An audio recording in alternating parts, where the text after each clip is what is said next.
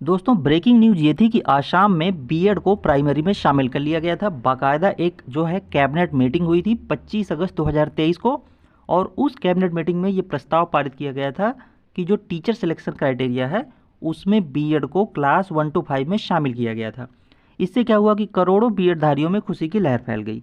अब जो है इन्होंने देखिए बाकायदा जो है प्रोफार्मा बना करके, ये देखिए इसमें लिखा हुआ था साफ साफ यहाँ पर कि बीएड को जो है शामिल कर लिया गया है। यहाँ पर देख लेते हैं, देखिए कैसे इन्होंने पूरा जो है 25 अगस्त 2023 की कैबिनेट मीटिंग में लिखा हुआ था कि selection of teacher for lower primary school and for class 1 to class 5 shall be made as per the following proportion: 5% of percentage marks secured in higher secondary, और यहाँ पे लिखा हुआ है senior secondary or equivalent examination, 10% of percentage of marks secured in graduation in case of candidates having major in any subject।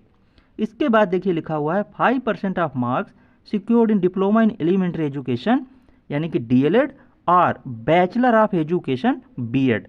तो यहाँ पर साफ साफ इन्होंने प्राइमरी में बीएड को शामिल किया। अब इसके बाद फिर देखिए क्या हुआ, फिर ये हुआ कि जो यहाँ के असम के शिक्षा मंत्री हैं इन्होंने एक ट्वीट किया, और उस ट्वीट में इन्होंने क्या लिखा: as per NCTE guidelines BEd is allowed as an eligibility criteria for recruitment of teachers in up level यानी कि अपर प्राइमरी लेवल। ठीक है, तो यहाँ पर इन्होंने ये स्पष्ट कर दिया। तो ये है रियलिटी। ठीक है, पहले इन्होंने जो है प्रस्ताव पारित करके बाकायदा एक प्रोफार्मा बना करके बीएड को शामिल कर लिया।